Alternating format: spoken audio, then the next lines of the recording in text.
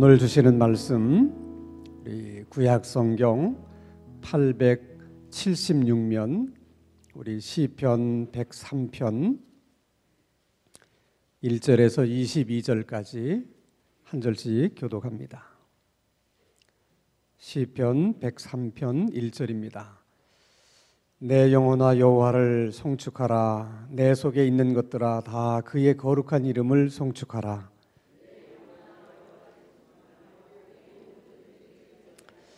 그가 내 모든 죄악을 사하시며 내 모든 병을 고치시며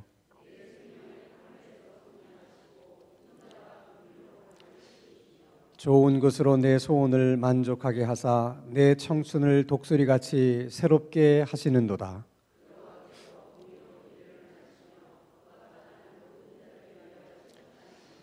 그의 행위를 모세에게 그의 행사를 이스라엘 자손에게 알리셨도다.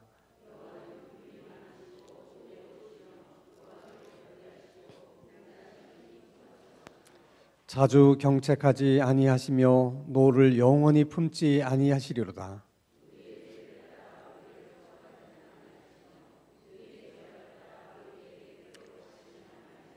이는 하늘이 땅에서 높음같이 그를 경외하는 자에게 그의 인자하심이 크심이로다.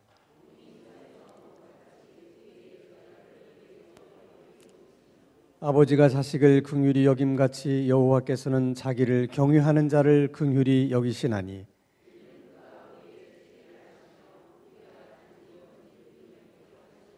인생은 그날이 풀과 같으며 그 영화가 들의 꽃과 같도다.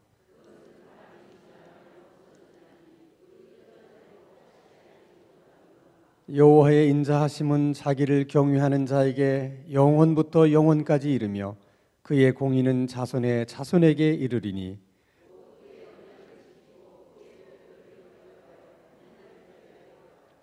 여호와께서 그의 보좌를 하늘에 세우시고 그의 왕권으로 만유를 다스리시도다.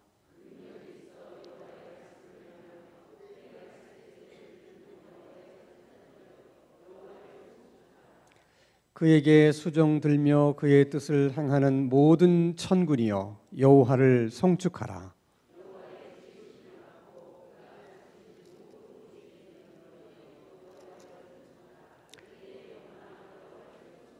아멘. 하나님의 말씀 중에 은혜롭지 않은 말씀은 없죠. 여기를 읽어도 은혜롭고 저기를 읽어도 은혜가 됩니다. 근데 특별히 시편의 말씀은 그런 것 같아요. 시편 1편을 읽으면 또 1편은 1편대로 좋고 시편을 또 읽으면 또 시편도 또 나름대로 또 은혜가 되고. 근데 특별히 오늘 시편 이 103편을 읽으면 더 정말 은혜가 된다는 그런 생각이 들어요. 이 시편 103편은 개인의 간절한 어떤 탄원이나 또 호소나 또 애통하는 어떤 절규나 그런 것이 하나도 없어요. 그냥 처음부터 끝까지 하나님을 찬양하자 하는 거예요. 그래서 이 시편 103편을 읽고 있노라면 마치 따뜻한 봄날 같은 느낌이 들고 또 청명한 가을 하늘 같은 그렇게 마음을 이렇게 뭔가 정결하게 해준 것 같은 그런 은혜가 있는 말씀이에요. 그래서 여러분들이 마음에 근심이 있거나 마음이 답답하거나 그럴 때 시편 103편을 계속 소리내서 읽으시고 묵상을 하면 참 좋은 말씀이세요. 자, 오늘 이 은혜로운 말씀을 우리가 함께 나눕니다. 자, 1절 말씀을 먼저 보겠습니다. 같이 읽습니다. 시작. 내 영혼아 여호와를 송축하라. 내 속에 있는 것들아 다 그의 거룩한 이름을 송축하라. 자, 이 송축한다 하는 것은 사전적인 의미는 어떤 경사스러운 날을 기리고 또 축하한다 그런 의미지만은 성경에서 저걸 쓸 때는 하나님이 어떤 하나님이신지 또 하나님이 하신 일들이 어떤 것인지 이런 것들을 생각하며 감사하고 찬송한다 그런 의미예요. 더 간단하게 얘기하면 송축이라는 말은 감사를 담은 찬양, 이것을 송축이라고 말할 수 있어요. 근데 지금 시편 기자가 자기 자신에게 말하는 거예요. 내 영혼아 여호와를 송축하라. 내 속에 있는 것들아 다 그의 거룩한 이름을 송축하라. 자, 우리가 흔히 인간은 영혼과 육체로 되어 있다. 우리 그렇게 알고 있죠.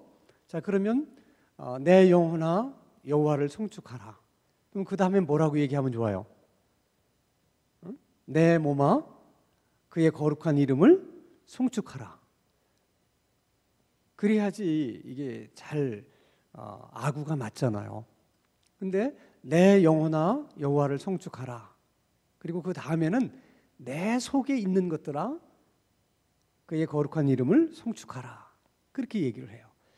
왜 내 육체를 또 내 몸을 가지고 이렇게 하나님을 송축하라 그러지 않고 내 속에 있는 것들아 그렇게 얘기를 했을까?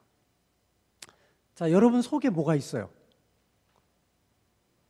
네, 오장육부가 있어요, 우리 속에. 근데 그 오장육부는 뭘로 만들어진지 아세요? 세포로 만들어져 있어요. 그러니까 그 옛날 시편 기자가 이렇게 노래한 것은 굉장한 탁월함이 있는 거예요. 내 영혼아 여호와를 송축하라. 그리고 내 속에 있는 것들아 그의 거룩한 이름을 송축하라 하는 말을 오늘 우리식으로 얘기하면 나를 구성하고 있는, 내 몸을 구성하고 있는 모든 세포들에게 말하는 거예요. 모든 세포들은 하나님을 찬양하라는 거예요. 이것은 인간의 영혼이 그리고 인간의 몸을 구성하고 있는 이 모든 세포들이 얼마나 하나님을 찬양하고 싶은가 하는가, 이거를 모르면 이런 시편에 이런 어떤 고백은 할 수가 없는 거예요. 이 시편 기자가 하나님의 영으로 감동이 돼서 그걸 안 거예요. 우리 몸을 구성하고 있는 세포 하나하나가 다 하나님을 노래하고 찬양하고 싶어 한다는 거예요. 우리 영혼이 그렇게 하나님을 찬양하고 싶어 한다는 거예요. 그래서 내 영혼아 여호와를 송축하라. 내 속에 있는 것들아 다 여호와를 송축하라. 그렇게 고백을 하는 거예요. 자, 여러분, 창조주 하나님이 창조하신 모든 피조물들에게는 이렇게 하나님을 찬양하고 싶어하는 성질이 있어요. 그러니까 하나님의 손에 의해서 창조되면 모든 것들이 그 찬양을 이렇게 하나님께 드리고 싶은 성질을 지니게 돼요. 다, 모든 것이. 그래서 우리 눈에만 보이지 않는 것이지 하나님이 창조하신 모든 세계는 나름대로는 다 하나님을 어떻게 찬양하고 있다는 거예요. 전부 다. 자, 그럼 여러분, 이게 봄이 되면 새싹들이 다 이렇게 땅에서 올라오잖아요.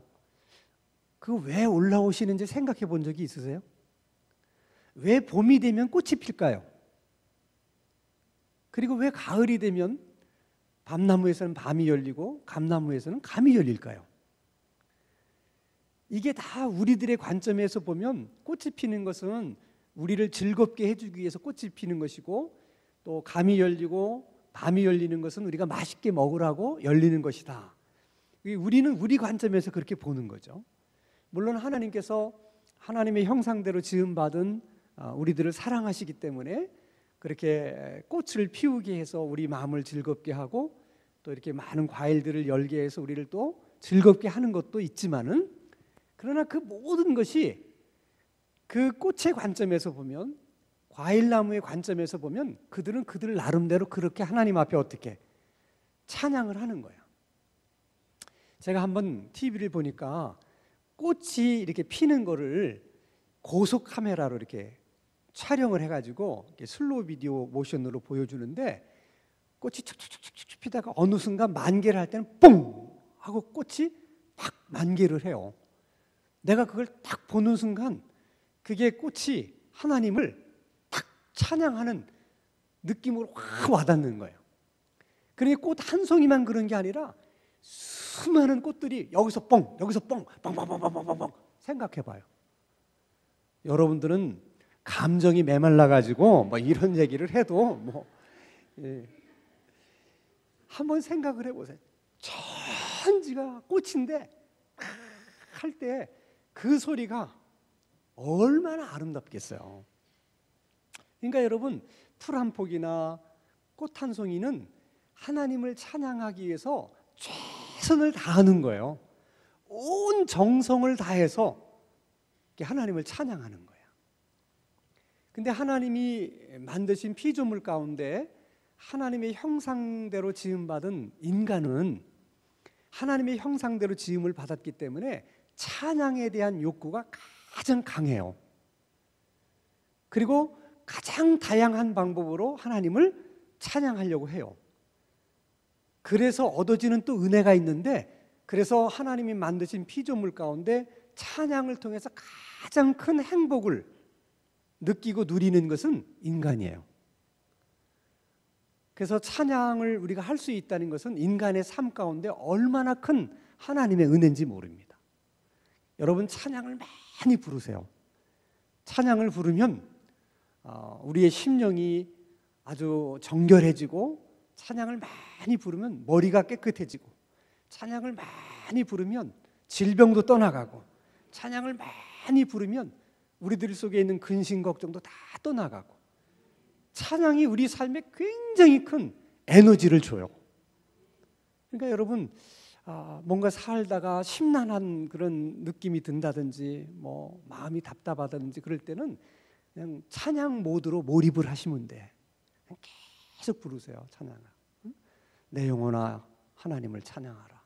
내 속에 있는 것들아 다 하나님을 찬양하라.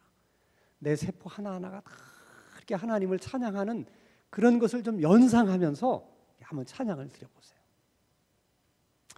자, 오늘 시편 기자는 왜 우리가 그렇게 하나님을 찬양해야 되는지를 이제 두 가지 이유로 설명을 해요.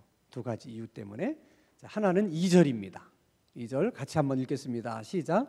내 영혼아 여호와를 송축하며 그의 모든 은택을 잊지 말지어다. 자, 은택을 잊지 말라.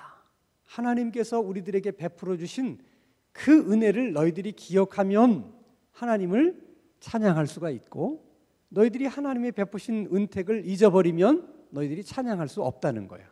인간만 그래요. 인간을 제외한 모든 피조물들은 한결같이 하나님을 찬양하는데, 인간만 죄성이 있기 때문에 기억하면 찬양하고 잊어버리면 찬양을 못하는 거야.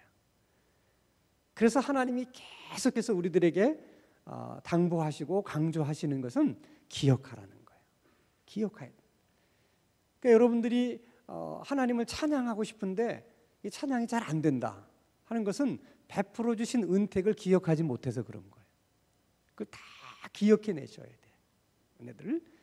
그 많은 은혜 가운데 몇 가지를 시편 기자가 얘기를 하고 있어요. 근데 이 시편 기자가 지금 이야기하고 있는 그 하나님의 은택이 가장 우리들에게 정말 근본적인 거예요. 자, 3절입니다. 같이 읽습니다. 시작. 그가 내 모든 죄악을 사하시며 내 모든 병을 고치시며. 첫째가 우리들의 지은 모든 죄를 용서하신다는 거예요. 우리의 죄를 용서해 주시는 하나님의 은혜가 있다는 거예요. 용서받은 은혜, 그것을 기억하고 우리가 하나님 앞에 찬양해야 된다는 거예요. 그것이 얼마나 큰 은혜인가를 우리가 잘 모르고 있기 때문에 시편 기자가 그 용서받은 그 은혜가 어떤 것인지를 구체적으로 하나씩 설명을 해요. 자, 9절입니다. 하나님이 우리를 어떻게 용서해 주시는가? 자, 9절 같이 읽습니다. 시작. 자주 경책하지 아니하시며 노를 영원히 품지 아니하시리로다. 그러니까 하나님이 우리가 뭔가를 잘못했을 때 그때마다 우리를 책망하시고 꾸짖으시고 뭐 징계하시고 그러지 않으신다는 거야. 또 우리에 대한, 우리가 죄를 지었을 때 하나님이 그 죄에 대해서 분노하시는데 그 분노하시는 마음을 영원히 품지 않으신다는 거예요. 우리 식으로 얘기하면 하나님이 삐져가지고 오랫동안 그걸 갖고 계시지 않는다는 거예요. 근데 여러분 한번 바꿔서 생각해 보세요. 우리가 하나님 앞에 한번 뭔가를 잘못한다는 것은 잘못한 우리 입장에서는 별거가 아닌 것 같지만은 그것이 하나님의 입장에서는 대단한 거예요. 왜? 하나님은 창조주시기 때문에.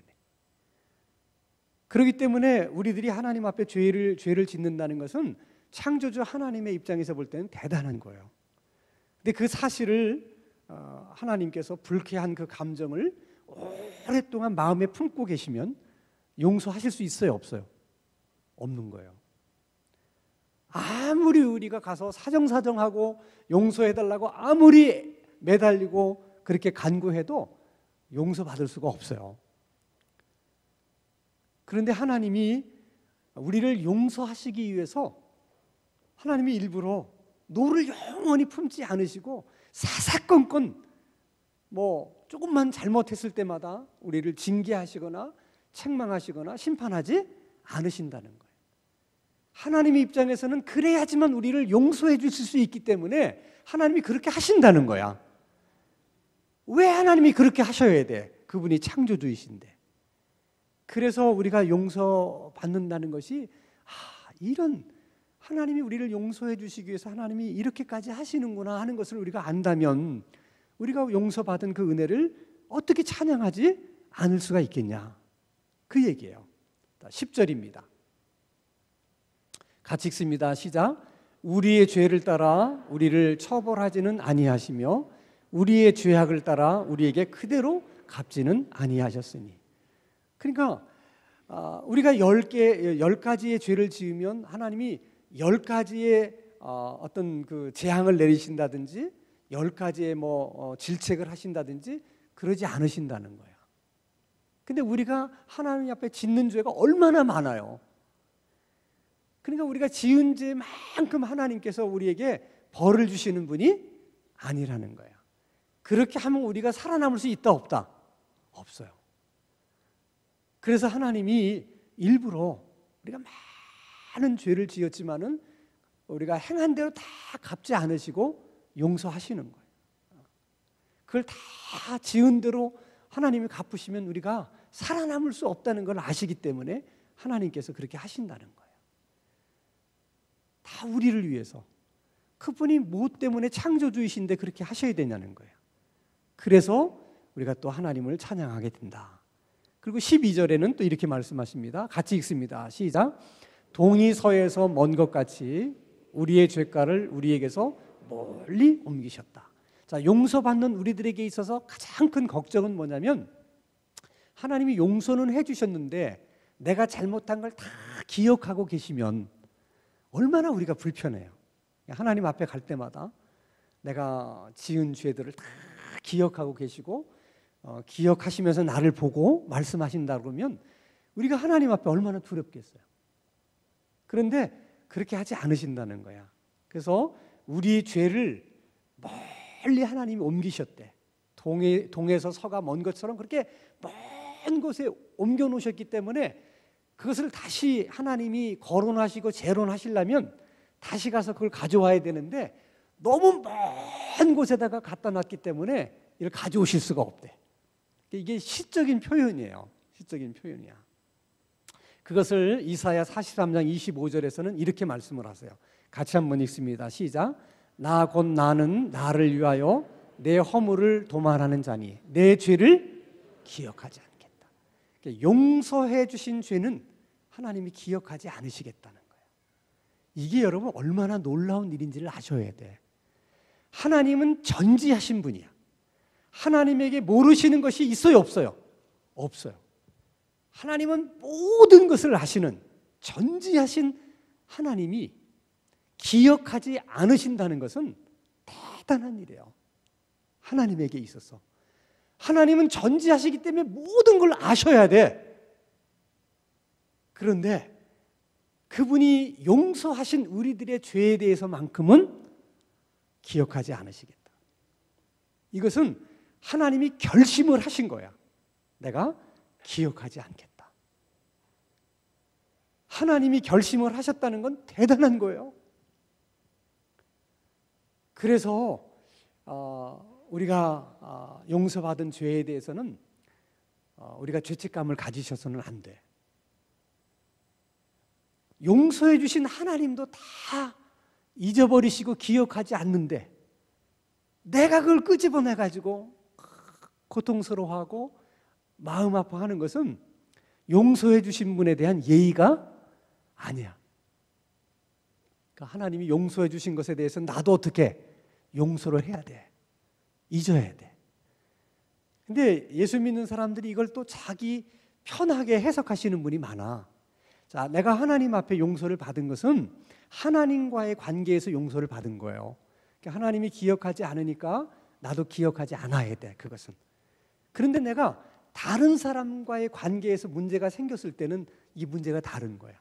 내가 하나님에게는 용서를 받았지만 내가 잘못한 저 사람에게는 아직 용서를 못 받았기 때문에 이분하고는 해결을 해야 돼. 근데 많은 크리스찬들이 자기 편한 대로 이걸 해석하는 거야.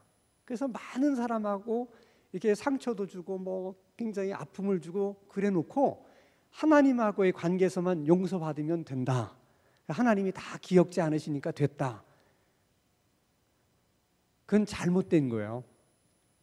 하나님께서 너희들이 제단에서 하나님 앞에 제사를 드리려고 하다가 형제에게 뭔가 잘못한 일이 생각나거든 가서 용서를 구하고 또 용서를 빌고 그 문제를 해결하고 난 다음에 와서 하나님 앞에 제사를 드리라 그러잖아요. 여러분, 다른 사람과의 관계가 풀리지 않았는데 하나님과의 관계가 풀리지 않아요. 그러니까 하나님께 용서를 받으려고 하면 먼저 사람에게 가서 용서를 받은 후에 하나님에게로 가야 돼. 순서가 그런 거예요. 그래야지만 하나님이 우리의 죄를 완전하게 용서하시고 다시는 기억하지 않으시는 거예요. 그래서 그 하나님이 정말 우리들에게 얼마나 은혜가 되는지 몰라.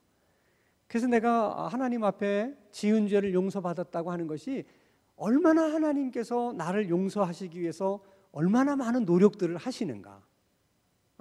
이런 걸 생각하니까 너무 감사한 거죠. 그래서 그 부분에 대해서 우리가 하나님을 찬양하게 된다는 거예요. 또 우리가 찬양해야 될 두 번째 이유가 3절 다시 한번 읽겠습니다. 시작. 그가 내 모든 죄악을 사하시며 내 모든 병을 고치신다. 그 모든 병이라고 하는 것은 뭐 여러 가지 질병을 얘기하는 것일 수도 있고 죄와 관련된 질병이든 죄하고 무관한 질병이든 어떤 질병이 되었든지 간에 하나님은 우리들의 질병을 치유해 주신다는 거예요. 믿으십니까? 네. 그래서 우리가 여러분들 가운데도 그런 경험이 많으시잖아요. 그러니까 여러 가지 몸이 아팠지만은 하나님께서 치유해 주시는 저런 은혜가 있어서 은택이 있어서 우리가 치유를 받는 거예요. 그걸 잊어버리지 말고 하나님이 나를 치유해 주신 것을 늘 기억하면서 어떻게 하나님을 송축하고 찬양하라는 거예요. 근데 우리들이 얼마나 믿음이 없는지 고침을 받았을 때 얼마 동안은 하나님이 고쳐주신 것이 마음속에 확 와닿아서 감사하고 하나님을 찬양하는데 세월이 좀 흐르면 우연히 난 것 같아. 뭐 날 때쯤 돼서 난 것 같아. 이게 하나님 앞에서 정말 얼마나 교만한 생각인가 하는 거예요. 이제 그런 마음이 든다는 건 그동안 뭘 안 해서 그런 거야. 송축하지 않아서 그런 거야. 찬양하지 않아서 그런 거야. 계속 그 일을 생각하고 늘 하나님을 찬송하고 감사했다면 그런 생각이 들까 안 들까? 안 드는 거예요. 그러니까 우리가 그 은혜를 기억하지 못하고 찬송하지 못하고 오랜 세월 지나다 보면 이게 우연히 났는가 보다. 이제 그렇게 되는 거예요. 그래서 기억하고 찬송하라. 그렇게 얘기하는 거예요. 자, 그리고 5절입니다. 같이 읽습니다. 시작. 좋은 것으로 내 소원을 만족하게 하사 내 청춘을 독수리같이 새롭게 하시는도다. 자, 우리가 여러 가지 마음속에 소원하는 것들이 있을 때 하나님 앞에 나와서 기도해요. 하나님이 우리 기도에 응답을 해주셔서 우리 소원을 다 어떻게 이루어 주셨어요. 정말 하나님은 여러분의 소원을 이루어 주시는 하나님이라고 믿으십니까? 아멘. 우리에게 그런 체험과 경험들이 얼마나 많아요. 그 소원이 이루어졌을 때 여러분 기분이 어때요? 독수리가 날개를 치고 올라가는 것처럼 얼마나 좋습니까? 그것을 잊어버리지 말라는 거야. 그래서 늘 생각하면서 찬양하고, 늘 생각하면서 감사하고, 계속 그래야 된다는 거예요. 자, 이렇게 하나님께서 우리들에게 행하신 이런 일들, 우리에게 베푸신 은혜들로 인해서 우리가 하나님을 찬양해야 된다 하는 거 한 가지를 얘기했고요. 두 번째는 그렇게 하시는 하나님의 성품으로 인해서 우리가 또 하나님을 찬양해야 된다는 거예요. 자, 19절 말씀 보겠습니다. 같이 읽겠습니다. 시작. 여호와께서 그의 보좌를 하늘에 세우시고 그의 왕권으로 만유를 다스리신다. 자, 하나님께서는 하나님이 만드신 이 우주 만물을 다 다스리시는 분이에요. 다. 그래서 별일이 없는 거야. 우리가 살고 있는 세상에. 이것도 믿어야 된다는 거예요. 그러니까 하나님이 이 우주를 다스리고 계시기 때문에 별일이 없을 것이다. 이렇게 믿고 또 하나님을 찬양하고 감사해야 되는 거예요. 근데 하나님이 이 우주를 다스리시는데 어떻게 다스리시는가? 6절입니다. 같이 읽습니다. 시작. 여호와께서 공의로운 일을 행하시며 억압당하는 모든 자를 위하여 심판하시는도다. 하나님은 공의로 세상을 다스리신다는 거예요. 그러니까 공의로 세상을 다스리시는 하나님을 믿으세요. 지금은 억울할런지 모르지만 하나님은 공의로우신 하나님이고 공의로 다스리시기 때문에 그 억울함을 다 하나님이 언젠가는 풀어주신다는 거야. 우리는 그 하나님을 믿어야 돼. 그리고 그렇게 해주시기를 기도해야 돼. 자, 그러면 이제 하나님의 그 성품이 어떤 것인지를 또 같이 한번 보겠습니다.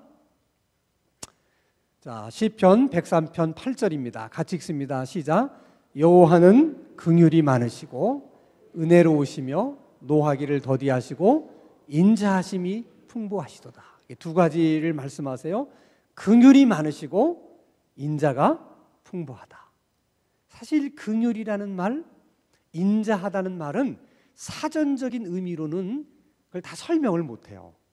그러니까 우리들이 쓰는 긍휼이라는 말과 하나님께 쓰이는 긍휼은 다른 거예요.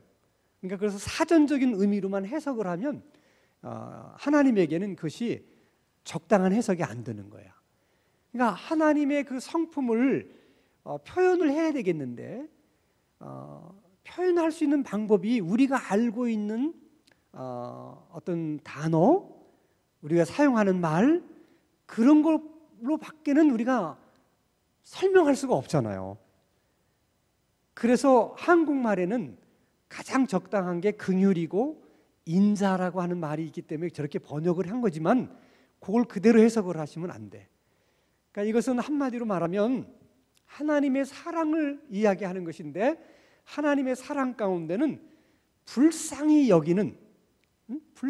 여겨서 도와주시는 긍휼하신 사랑이 있어요. 그리고 아주 자애로우신 사랑이 있어요. 그것을 굳이 표현하자면 긍휼하심과 인자하심이에요. 이건 말로 설명을 다 할 수 없어요. 저는 하나님의 사랑 속에는 그렇게 우리를 긍휼히 여기시는 사랑도 있고 또 아주 자애로우신 그런 사랑도 있다. 그런 사랑으로 우리를 대해 주신다는 거야. 자, 놀라운 것은 4절이에요. 4절 같이 읽습니다. 시작. 내 생명을 파멸해서 속량하시고 인자와 긍휼로 관을 씌우신다. 자, 2절과 3절을 기억하시죠? 자, 하나님은 긍휼하심이 많으시기 때문에 인자하심이 크시기 때문에 그런 사랑의 하나님이시기 때문에 우리가 지은 죄를 설명한 것처럼 그렇게 용서하시고 우리의 모든 병을 그렇게 고쳐주시고 우리의 소원을 만족하게 하시고 세상을 공의로 다스리신다는 거야. 근데 우리가 용서를 받았다는 것, 그분의 은혜로 병을 치유받았다는 것, 그분의 은혜로 기도의 응답을 받아서 소원이 이루어졌다는 것, 이것을 시편 기자는 그것은 하나님의 긍휼하심과 인자하심이 너희 가운데 임했기 때문에 그런 일이 일어났다는 거야. 그것이 얼마나 영광스러운 일인지를 알겠느냐. 그리고 하는 말이 내가 지은 죄를 용서받았다는 것은 하나님의 긍휼과 자비로 너희들의 머리에다가 관을 씌워준 거나 마찬가지라는 거예요. 내가 하나님의 은혜로 질병 치유를 받았다 하는 것은 하나님의 긍휼과 인자로 내 머리에 관을 씌워준 거나 마찬가지라는 거예요. 내가 기도를 통해서 기도 응답을 받아서 내 소원이 이루어졌다 하는 것은 또 하나님의 긍휼과 인자하심의 관을 내 머리에 씌워줬다는 거예요. 그러니까 내가 지은 죄를 용서받았다는 것이 이게 얼마나 큰 영광이냐는 거야. 시편 기자가 지금 그렇게 얘기하는 거야. 이것이 그냥 단순한 것으로 생각하면 안 된다는 거야. 내가 기도하다가 병치료 받았다. 단순한 것이 아니라 나를 하나님의 긍휼하심과 인자하심으로 나를 존귀케 해주셨다는 거야. 그 존귀케 해주신 행위가 내 질병을 치료해 주신 거예요. 내 기도에 응답해 주신 것. 우리는 뭐 그냥 대수롭지 않게 생각하지만은 그 기도 하나하나를 응답해 주실 때마다 하나님은 우리에게 긍휼과 인자의 관을 씌워 주시는 거예요. 그런 은혜를 우리가 얻었다는 것입니다. 그래서 하나님을 찬양한다는 것이 그렇게 좋은 거예요. 그래서 내 영혼아 여호와를 송축하라. 내 속에 있는 것들아 다 여호와를 송축하라. 그러면서 거기서 끝낼 수가 없어서 20절에 이렇게 얘기합니다. 같이 읽습니다. 시작. 능력이 있어 여호와의 말씀을 행하며 그의 말씀의 소리를 듣는 여호와의 천사들이여 여호와를 송축하라. 어디까지 가요 이제? 천사들 너희들도 이렇게 좋은 찬양을 불러야 된다. 천사들까지 얘기하는 거야. 22절입니다. 같이 읽습니다. 시작. 여호와의 지으심을 받고 그가 다스리는 모든 곳에 있는 너희여 여호와를 송축하라. 내 영혼아 여호와를 송축하라. 하나님께 지음받은 이 땅에 사는 모든 인간들이여 하나님을 송축하라. 이렇게 좋으신 하나님을 찬양해야 된다 하는 것입니다. 자, 그러면 보세요 여러분. 하나님께서 우리들에게 베푸신 은택을 우리가 기억하고 하나님을 찬양을 해요. 기억하고 찬양을 하다 보면 하나님이 어떤 분인지를 우리가 깨닫게 됐죠. 그러면 우리가 죄를 짓는다 하더라도 하나님은 긍휼이 많으시고 인자가 풍부하시고 또 용서하시는 하나님이시기 때문에 내가 지금 지은 죄도 하나님 앞에 용서를 구하면 하나님이 용서해 주실 것이다. 그런 믿음을 가지고 용서해 주실 하나님을 또 찬양하게 돼요. 예전에 하나님께서 내 병을 치료해 주신 것을 기억하고 우리가 하나님을 찬양하다 보면 지금 내 몸이 또 아프면 또 하나님은 나를 치료해 주실 것이다 하는 믿음을 가지고 또 하나님을 찬양하게 돼요. 예전에 기도의 응답을 받은 경험이 있어서 그걸 기억하고 하나님을 찬양하다 보면 지금 나에게 있는 문제도 내 기도의 제목도 또 하나님은 응답해 주실 것이고 내 소원을 만족하게 해 주실 것이라는 생각을 하면서 또 하나님을 찬양하게 돼요.